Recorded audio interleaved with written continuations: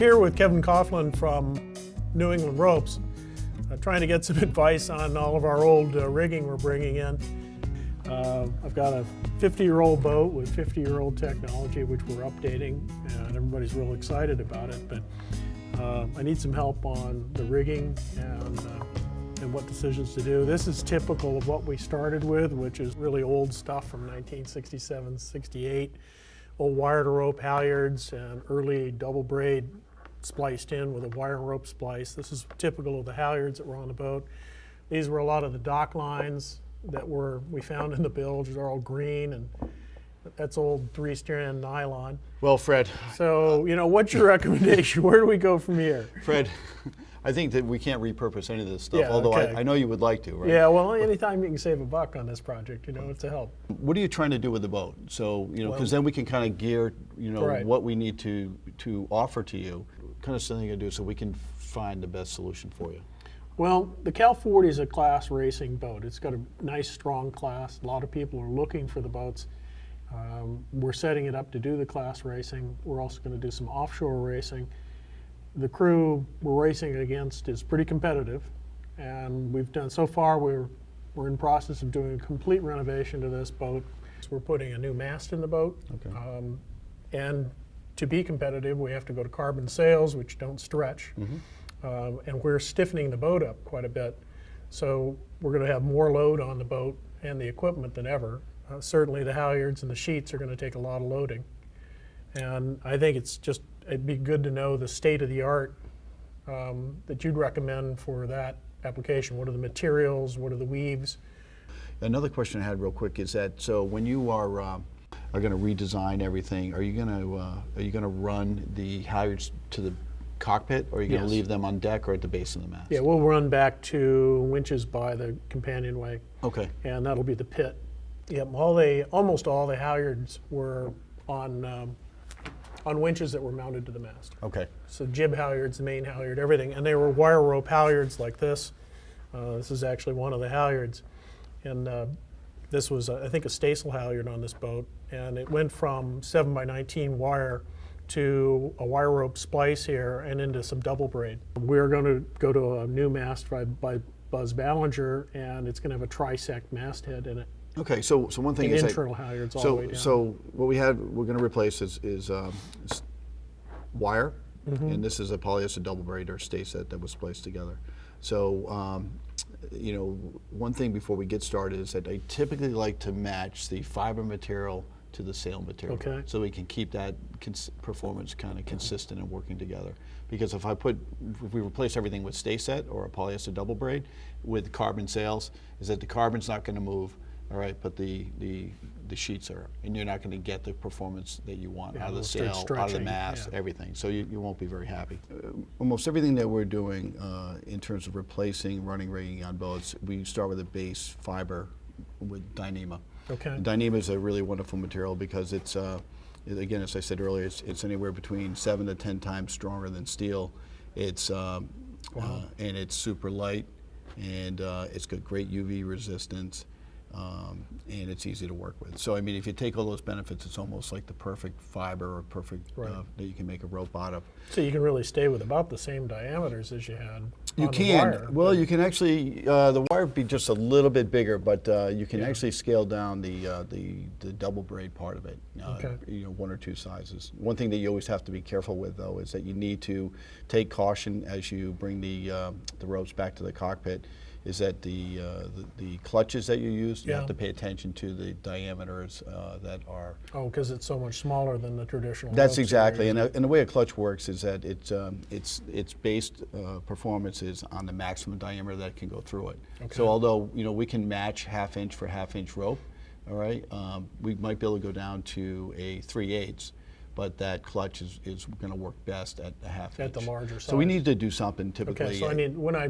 pick out clutches and other hardware, I have to be conscious of that they were all rated around the maximum diameter. to Totally, do it. totally, and again, when Yeah. you work with your rigger, they'll come up with some kind of solution for you to kind of. Yeah, because I've seen some places where they put a core or a cover on this to build up the diameter where it's in the stopper. Oh, right? absolutely. But one of the reasons why we want to go down the path of using Dynema as a strength material in probably almost every application on the project is because it's lightweight. All right, it's got good UV resistance. It's super low stretch. It's good handling. All right, and it's going to last long. So basically, you're going to get a really good return on your investment Okay. over a long time. And that's, I mean, that's the ultimate goal in anything that we do, is because, in this industry, people pay a premium, and so we want to just make sure something's lasts a long time. So one thing I want to do is I just want to show you a little bit how we start with making the Dynema rope. Okay. So when we talk about building the core or building the Dynema rope, this is how the material comes to us or how it starts. Okay, it's It's basically just straight fibers straight fiber. Okay, together of them, a bundle of them, but it's actually all just straight off the extruder. off the package. All right, and then what we do is then we're going to run this through a series of operations to start building up the base rope. All right. Okay. So the first operation that we do is we take the raw material, and then we're going to run it on a ring twister. And all we're doing is we're going to start just taking these yarns, apply some twists so we can start keeping them together. Okay. Then the second operation is that we're going to take those single yarns and then we're going to apply them. All right, and that will be done on a Rob-on machine. Just basically it takes all the singles, which we twist in one orientation, and then we're going to take the plied yarns and twist them in the other orientation. Okay, so you end up with that, basically. Exactly, And some of the fibers are going this way, some of the fibers are going that way. Well, that way, when you do one in the S orientation, one in the Z orientation, when you put them together, now you have a balanced rope. If we did everything in one orientation, then you wouldn't have a balanced rope or balanced base yarn. So that's very, very important. So after we make the plied yarns, then what we need to do is we're going to actually then take it to a winder. All right, and we got to wind down onto the braider bobbins. And then we take those braider bobbins and we're going to actually put it onto the braider. And that's the one that's like a maypole with the big machine. It's a base stack like this, and exactly there's 12 bobbins that kind of go around. And so once we get into rope form, then the next goal for us to do is that we actually are going to coat the rope, or coat the core of the rope. That's a very good benefit because ultimately it increases the UV resistance, number one. And number two, it also adds in fiber to fiber abrasion, so the rope will end up working better. So if we can get these yarns all working better, then it'll increase. Almost like a lubricant between the yarns at that point. It's a urethane coating that we use, so it'll help in the performance of the rope. All right, and again, so after we get it through the braider, the coater, then we'll bring it back over and we'll do an overbraid to it. So so to your first application, which is your main and your jib or Genoa Halyard, is that we want to use the heat set rope because we want the best performance that we can get, all right, because those are your main drivers on it. And so we'll be using a stretch core, which is a SK75, all right, and then what we'll be doing is we'll be adding a cover as it goes through the clutch. And the cover can either be 100% polyester, or we might look at introducing this product called Polytech. Okay. And Polytech is different because it's got polyester, which is the blue, and it's got black Technora. And the nice thing about that is that this is a cover that's very good in abrasion resistance, but it also has a little bit of gripability to it. So if you just get it does have feels good, right? Yeah, it has a real friction to it. One thing is that when it comes back to the clutches in the cockpit, all right, is that we'll be able to size down from the original diameters of the polyester. All right. So the original rope that you had was a 12 millimeter or ½ inch. We can probably go down to a 10 millimeter diameter. But one thing that we have to pay respect to is we have to take a look at what the performance or the rope diameters are in the clutch to maximize that performance. Okay. So if we open up the clutch and it says a range of say 8 to 12, all right, and if we're at 10, is that it'll work really well, all right, but it works better at 12. Okay. So one thing that we'll do. Because they're rated really at the maximum. It's all about the holding power in the clutch. So and so what we'll do is we will actually have the rigger, all right. He'll pull this core through this cover, okay, and through this little tracer. Okay, so you've got a puller there just for convenience, right? You braided it in to make it That's cool. very, very easy. Okay, and one reason actually why we do this is because these are so specialized products for your application, is that the riggers typically will buy exactly what they need for the project, all right, and so they can minimize their waste. All right, and that's the value that we do, is that we'll sell them exactly what they Okay. need for the project. So so what they will do though is that when it goes through the clutch, all right, they'll marry the two together, but then they can actually put this right back in the middle to kind of bump it up a little bit to build the diameter To get it up for to better where it's- holding, Okay. for better holding Gotcha. power. Okay. So this is what I would recommend for your main and jib halyard, again, because you want exact, precise control, all right, for sail shape. So we've got the main and the jib halyard, and we're using a trisect masthead up there. What about the wing halyards? What would you recommend for the Spinnakers and the asymmetricals that we're going to be flying off those? So I think we want to stay in the Dysema family. So we Okay. don't need the ultimate performance of a heat set or stretch rope. Typically, your Spinnakers are nylon, right? Right. But and There's so some stretch. So we're not matching. I mean, I know I'm going a little bit off the reservation there, or off beat there. But what I would suggest is, because you really want you want to keep your diameters as small as possible. You want to reduce windage and you want to reduce weight aloft. So my recommendation would be is that we go with a SK78 core, all right, with a polyester jacket, and that would be our Enduro Braid product. Okay. So what I'd like to show you is that this is what the core would look like. So if you can see, all right, so Yep. you can see that we do have a coating on this to kind of help in the performance of the rope. All right, but what we do here is that because we make so much of this, we actually just will sell this as a double braid.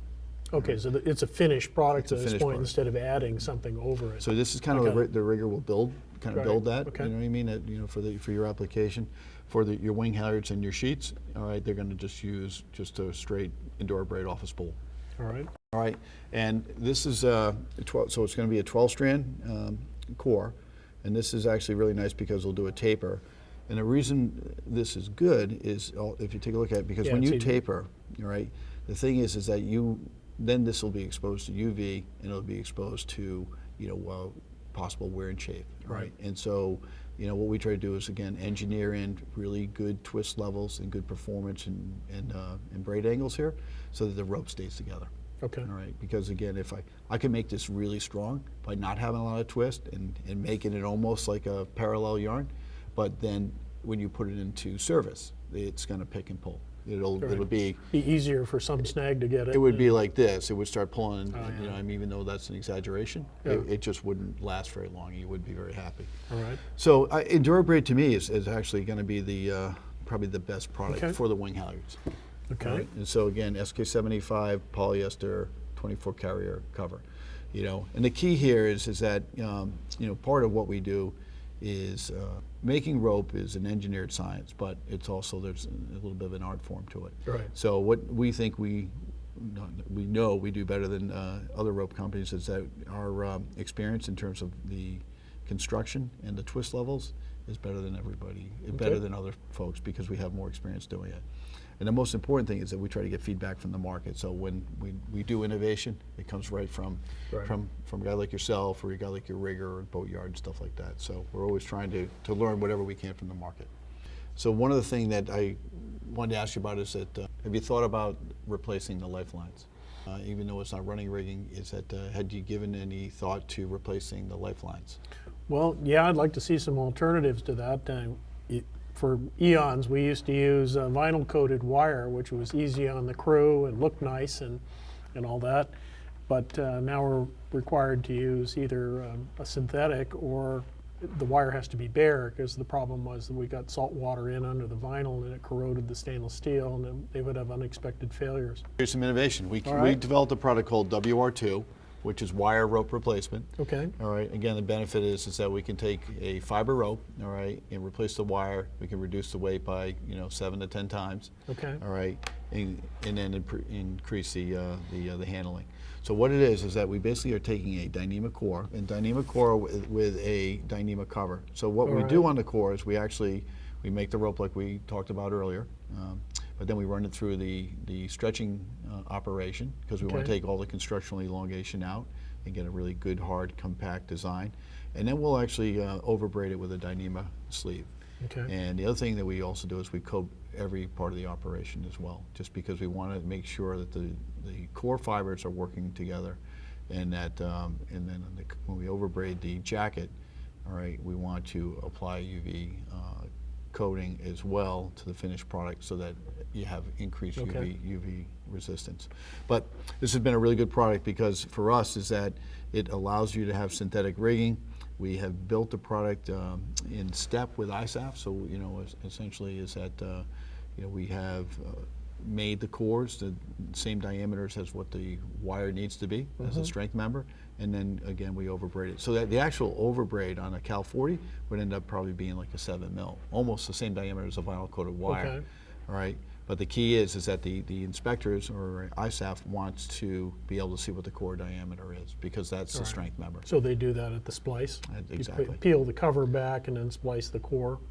Exactly, and that's the key. That's the key to everything we do. Right? When we design it, we make product. Is that we have to build in the ability to do a splice to it. Okay. So and this is a And rope. so basically we don't use turnbuckles like we might have in a traditional wire life. We would end up with a splice, something like this, and they would use it, some sort of lacing in here because we don't use this with turnbuckles. So what we do is that we design the product to be able to be spliced, and so you're gonna take the core and you're actually gonna either go around the sail-making thimble or a ferrule. Then you'll just do the lashing. Okay. So you have a lashing going back and forth to tension it. Okay. So I think that's something you should consider as part of the project. This is a lot nicer than the bare 1x19 or 7x7 wire on the crew. The stuff can pinch you. And it's just miserable. The nice thing about it, Fred, is that you have the ability to see if there's any abrasion in the lifeline itself. So terrific. Be a little bit safer. Okay. And lighter. Well, Kevin, this has been a lot of information. I'm learning more than I ever expected to. Just want to say to everybody that Kevin and his crew here at New England Rope are always here to help. If you ever have any questions, be happy to. I'm sure you'd be happy to talk to anybody about their needs on a boat. Well, Fred, if anybody has any questions, they can get a hold of us by just go right to our website, www.neropes.com, and there's all the information of all the products are there. And if not, just call our 800 number and just ask for Kevin. I mean, I'm the only Kevin in the Marine Department.